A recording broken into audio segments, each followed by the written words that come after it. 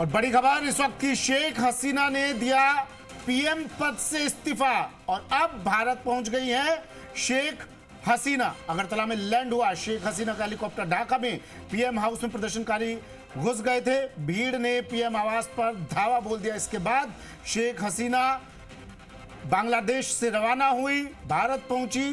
PM पद से इस्तीफा देने के बाद भारत पहुंची शेख हसीना। बड़ी खबर, टीवी स्क्रीन पर ये दो तस्वीरें। भारत पहुंच चुकी है अब शेख हसीना। अगरतला में उनका हेलीकॉप्टर लैंड हुआ। ढाका में उपद्रव के हालात, ढाका में हिंसा के हालात, प्रदर्शनकारियों ने शेख हसीना पीएम आवास का किया घेराव और इसके बाद इस्तीफा देकर शेख हसीना अब भारत पहुंच चुकी हैं। ये दो तस्वीरें टीवी स्क्रीन पर। बड़ी खबर, तो बड़ी खबर आपको दिखा रहे हैं। अगरतला में लैंड हुआ है शेख हसीना का हेलीकॉप्टर और ढाका में प्रधानमंत्री हाउस में तो तमाम प्रदर्शनकारी हैं, वो किस कदर घुस आए हैं उसकी तस्वीरें भी आपको दिखा रहे हैं। भीड़ ने प्रधानमंत्री आवास पर धावा बोल दिया। उसके बाद तुरंत इस्तीफा देने के बाद शेख हसीना जो है वो भारत की ओर उन्होंने रुख किया।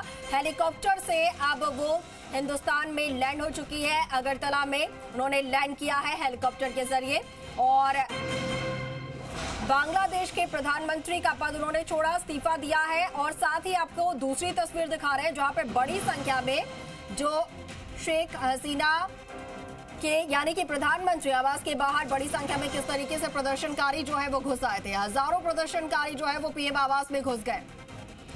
बताया जा रहा है कि शेख हसीना के साथ उनकी बहन भी मौजूद हैं। सुरक्षा बलों से शेख हसीना के बेटे ने आग्रह किया है कि तख्ता पलट के प्रयासों को सफल ना होने दे। ये बड़ी खबर इस वक्त की टीवी स्क्रीन पर। कर्फ्यू के बीच प्रदर्शन हिंसा और इस बीच शेख हसीना की भारत रवानगी, भारत पहुंच चुकी है शेख हसीना। इस्तीफा देने के बाद पीएम पद से इस्तीफा दिया और भारत पहुंच चुकी है अब शेख हसीना। आपको बता दें कि बड़ी संख्या में जो प्रदर्शनकारी हैं वो एकत्रित हो चुके हैं। साथ ही बताया जा रहा है कि जो राजधानी है ढाका, वहां पर कर्फ्यू लगा दिया गया है। सेना को पूरी तरीके से वहां पर तैनात कर दिया गया है। मोर्चा जो है वो अब सेना ने संभाल लिया है। आपको बता दें एक दिन पहले रविवार को यहाँ पर हिंसा हुई थी जिसमें 100 से ज्यादा लोगों की मौत हो गई थी और इनमें 19 पुलिसकर्मी भी शामिल थे। प्रदर्शनकारी शाहबाग चौराहे पर इकट्ठा हुए थे, हिंसा हुई, 100 से ज्यादा लोगों की मौत, हालात बद से बदतर हुए और इसके बाद शेख हसीना पहुंच गई भारत। ये तस्वीरें भी आपको दिखा रहे हैं। दो तस्वीरें देखिए आप पीएम आवास पर किस तरह से उग्र प्रदर्शन किया जा रहा है। बड़ी संख्या में भीड़ यहाँ पर इकट्ठा हुई। जब शेख हसीना बांग्लादेश छोड़कर, ढाका छोड़कर भारत रवाना हुई तो जश्न का माहौल भी इसके बाद नजर आया। बांग्लादेश छोड़कर भारत पहुंची शेख हसीना। बड़ी खबर इस वक्त की।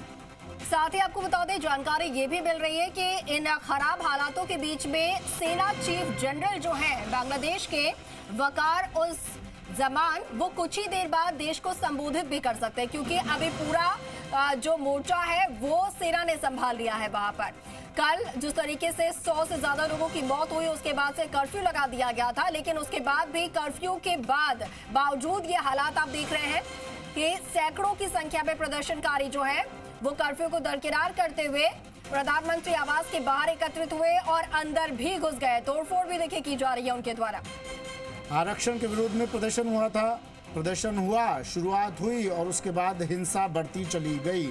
प्रदर्शन हिंसा में तब्दील हो गया था। 100 से ज्यादा लोगों की मौत हो गई थी। कई पुलिसकर्मी भी इस प्रदर्शन और हिंसा की भेंट चढ़ गई। कई पुलिसकर्मियों की जिंदगी भी। 100 से ज्यादा लोगों की मौत और इसमें करीब बताया जा रहा है 15 से 20 पुलिसकर्मी भी शामिल।